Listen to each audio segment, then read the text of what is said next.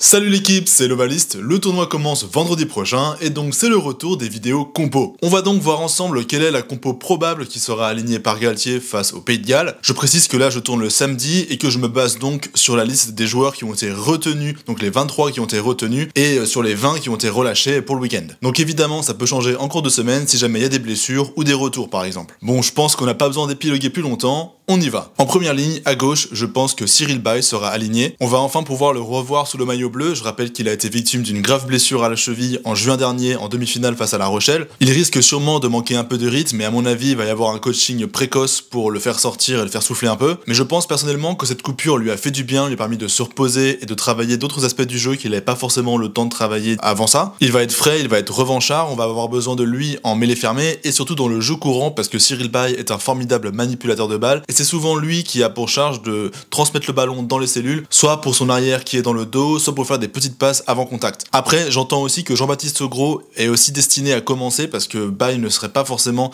perçu comme apte physiquement pour commencer le match en tant que titulaire, donc à voir. Au talon, pas beaucoup de surprises, je pense que Movaka va commencer la partie. On le présente plus, hyper explosif, intenable. C'est lui le patron au poste depuis plusieurs mois et en plus, il peut passer troisième ligne en cours de rencontre. À droite, au poste de pilier droit, Winnie Antonio. Personnellement, je suis pas super rassuré par rapport à son état de forme actuel. Déjà parce qu'il commence à vieillir et puis qu'à cet âge-là, 145 kg à traîner, c'est pas forcément facile tous les jours. En plus, je rappelle qu'il a été touché à un genou récemment, donc il est pas non plus au top de sa forme. Je pense qu'il faut qu'il donne tout pendant 40 minutes, qu'il sorte à la mi-temps et qu'on va se rentrer Colombe très frais pour venir imprimer beaucoup de rythme en début de seconde période. Au poste de numéro 4, c'est assez compliqué parce que Flamand est blessé, il a été sorti du groupe au cours de la semaine dernière suite à une petite douleur a priori. Roumat va sûrement revenir dans le groupe en cours de semaine et il peut jouer 4, donc je pense que si Roumat revient, c'est lui qui va avoir le poste de titulaire, mais là pour l'instant on ne sait pas encore, donc je pense que Michael Guillard, qui a fait de superbes rentrées à chaque match de la tournée de novembre, risque d'être titulaire si jamais Roumat n'est pas apte. Je pense que c'est le moment de le lancer titulaire pour son premier tournoi. J'adore ce joueur qui fait toujours tout bien, qui se déplace beaucoup, qui est hyper bon en défense. Michael Guillard, même si Roumat ni Flamand ne sont pas là, je pense que c'est quand même une valeur sûre. Et pour l'accompagner, on prend pas trop de risques avec Emmanuel Meafou. Il avait débuté l'an dernier face aux Gallois avec une très bonne copie. Est-ce que j'ai besoin encore de le présenter, lui et ses qualités? Il a un énorme impact physique, ce qui est indispensable pour nous mettre dans l'avancée et pour dominer un pack gallois qui est normalement plus faible que le nôtre. En troisième ligne maintenant, en 6, François Cross, l'homme à tout faire, le tueur à gages, celui qui ne déçoit jamais. C'est un gros test pour lui, je pense, en l'absence du coup d'Olivon et de Flamand, parce qu'en touche, on n'a pas beaucoup de joueurs qui ont un profil aérien, qui ont un profil sauteur,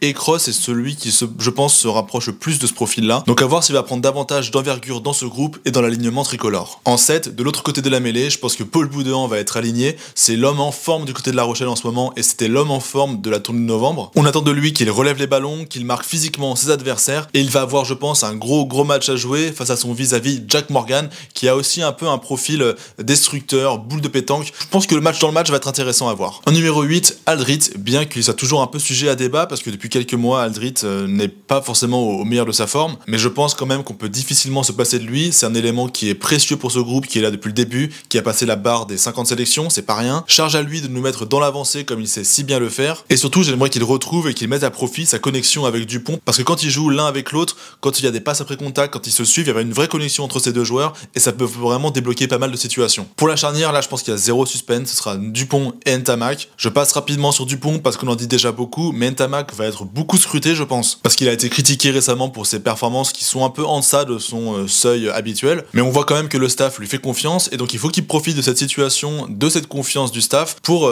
s'exprimer pleinement, d'autant plus qu'a priori Jalibert ne sera pas dans les parages. Au centre, en 12, à mon avis, c'est Moefana qui va débuter. Galtier avait laissé entendre dans la presse que ce serait lui de toute façon, en déclarant qu'en l'absence de Ficou et de Danty, c'était à lui que revenait la charge de dominer le milieu de terrain. Donc je pense que le Bordelais a une vraie carte à jouer dans ce tournoi. En 13, les rumeurs glanées auprès du staff indiquent beaucoup que ce sera Pierre-Louis Barassi qui va débuter. Il y avait de la concurrence avec Gaëton, avec le retour de Nicolas Deporter, mais il faut admettre que Pierre-Louis Barassi est actuellement l'un des meilleurs centres français de la saison. Il a longtemps été freiné par les blessures et pour une fois, il enchaîne les bons matchs, les bonnes performances avec Toulouse. On sent qu'il est en forme, qu'il est en confiance. Perso, j'avoue que j'aurais bien aimé voir la paire Bordelot-Béglaise Moefana Deporter parce qu'il y a des réflexes et des automatismes. C'est comme la charnière du Pointamac, on aime bien l'avoir joué ensemble. La paire de centres, c'est cool quand c'est aussi une paire de centres qui joue en club. On se rappelle que Ficou et Vakatawa, ça marchait très bien. Bon, a priori, c'est Barassi qui a plutôt le vent en poupe. C'est mérité au vu de ses performances, mais j'avoue que j'avais un petit faible aussi pour la paire Moefana Deporter. Et pour le triangle des arrières, il y a aussi du lourd avec les ailiers Bielbiaré et Penaud. Bielbiaré qui marche sur l'eau depuis un petit moment maintenant, hein. On connaît ses qualités de vitesse qui permettent de mettre des vrais coups de poignard dans le dos des adversaires sur un ballon qui traîne, sur un coup de pied qui est envoyé loin dans le terrain, et c'est le premier à venir le chercher. Et Penaud qui est dans une forme assez olympique, il sort d'un sextuplé face aux Sharks en Coupe d'Europe. J'ai vu une stat passer dernièrement, cette saison il a cassé plus de plaquages qu'il en a subi. Vous imaginez un petit peu le niveau offensif que Penaud a en ce moment, c'est assez impressionnant. Et à l'arrière du terrain, Thomas Ramos va retrouver son poste de prédilection, son poste de patron, et je trouve ça cool parce qu'il va pouvoir jouer plus libéré, avec une connexion en plus avec Dupont et Tamac qui va être intéressante pour animer le plan de jeu. Donc voilà pour le 15 de départ qui devrait débuter face au Pays de Galles. Sur le banc des remplaçants maintenant, on risque d'avoir du coup Marchand, c'est pas trop une surprise, hein. La paire toulousaine marche très bien au niveau des talonneurs. Ensuite à gauche, Gros ou alors Baye. A priori, on suis sûr que Gros va commencer, mais moi j'aimerais bien voir Baye commencer. À droite, Colombe, ensuite Michael Guillard si jamais Roumat revient, et inversement. Tao Fifenua en deuxième ligne, ensuite Oscar Gégou est aussi pressenti pour être sur le banc. Je me permets d'interrompre la vidéo 2 secondes parce que je me rends compte que j'ai fait une erreur. Je parle de Tao Fifenua, mais en fait il n'a pas été conservé dans le groupe par Galtier, donc a priori ce risque d'être Oradou qui sera sur le banc. Donc voilà, c'était une erreur. Et au niveau des arrières, on n'en aurait que deux avec Le Garec et Gaëton. Et donc pas de Léo Barré puisqu'il a été victime d'une commotion face à Vannes ce week-end. Donc voilà pour la composition probable qui devrait être alignée face aux Gallois vendredi prochain. Dites-moi ce que vous en pensez, est-ce qu'il y a des joueurs que vous verriez jouer à la place d'autres par exemple? Je vous laisse m'écrire tout ça en commentaire, moi je vous dis à la prochaine, bye l'Ovalie.